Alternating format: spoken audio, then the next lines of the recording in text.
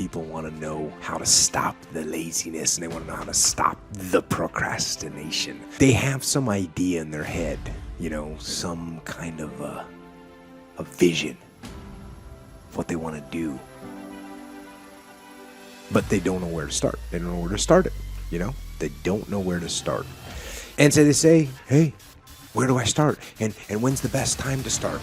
And I have a very simple answer for that. Here and now. That's it. You want to improve? You want to get better? You want to get on a workout program or a clean diet? You want to start a business? You want to write a book or make a movie or build a house or a computer or put together some mobile application? Where do you start? You start right here. And when do you start? You start right now. You initiate the action aggressively. You go.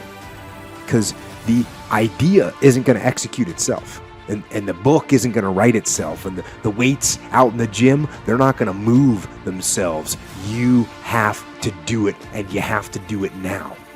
And that means you got to stop thinking about it and stop dreaming about it and stop researching every aspect of it and reading all about it and debating the pros and cons of it. Just start doing it. Take that first step and make it happen. Get after it. And get after it here and now. Start before you're ready. If you wait until you feel ready to do anything meaningful, you're going to be waiting for the rest of your life. Among the people who are the most successful, the happiest, the people who are actually contributing the most, they all have one thing in common, and it's this. They all start before they're ready. You see, I think you've misidentified the enemy here, because the enemy, it's not making mistakes. It's not changing your mind, and the enemy is not your fear.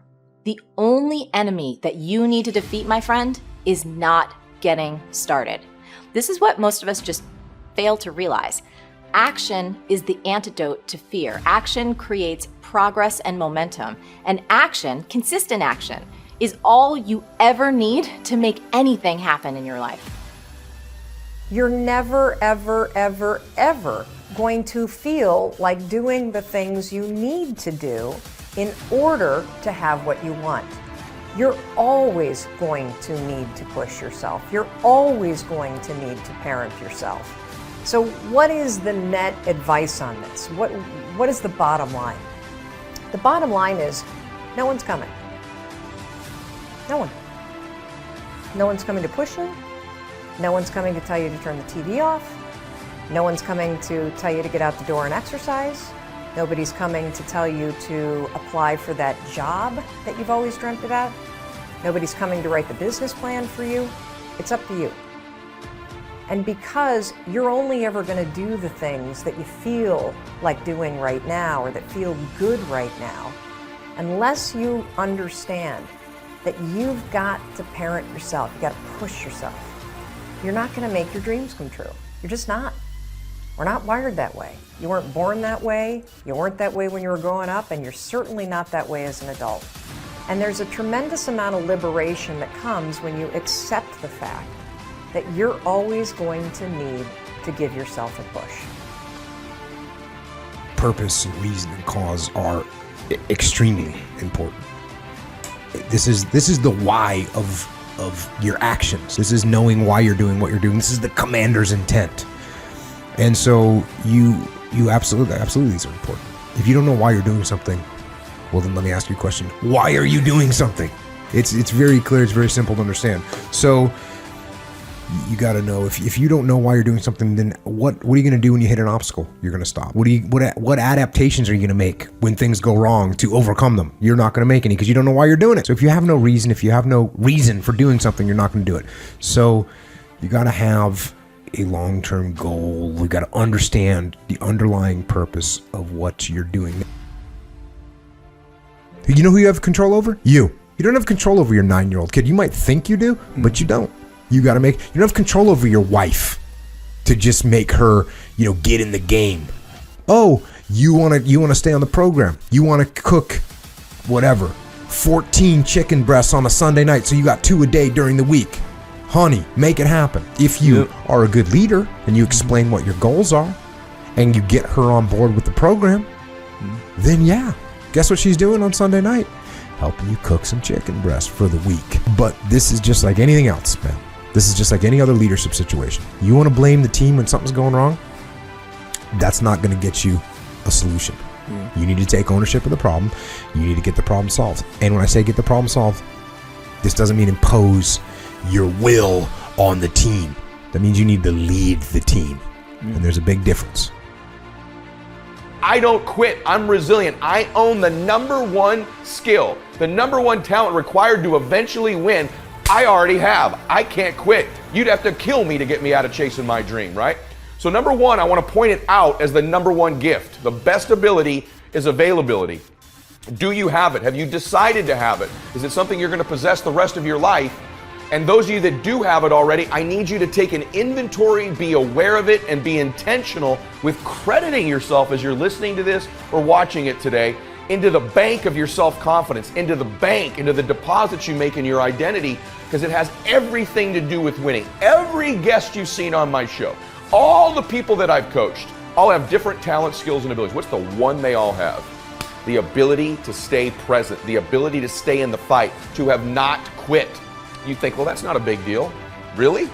Because as I've been talking, millions of people made the decision to quit on their dream, just as I've been talking to you. The rest of the day, millions more will. Tomorrow, millions more. Every day, literally millions of people quit on one of their dreams, their dream relationship, their dream business, their dream body. So quitting has become the number one habit in the world by people that end up losing. And I'm telling you, it happens every day, every second, everywhere. Just the fact that while I've been speaking, you're still after your dream, you're ahead of them. You don't give yourself enough credit, because eventually what I found, it looks like winning's this huge competition. But every day, every week, every year, every decade as time goes by, you're gonna find that you're competing with a smaller and smaller and smaller group of people for your dream, because so many of them will just quit.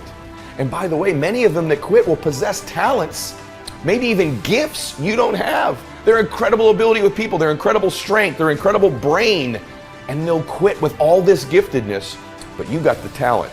You have to learn to distinguish between something that is a talent and a gift. You can develop skills, you can develop talents. Gifts are something you're born with, but the people that I see that win long term are the ones who develop the talents and skills required to win.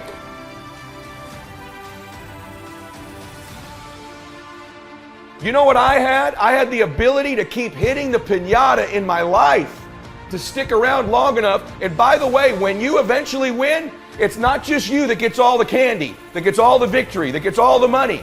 Lots of people around you, many of which who you were hurting originally with that bat, many of them who were trying to talk you out of it, they get to celebrate in the candy too. My prayer for you is that you begin to think about this analogy.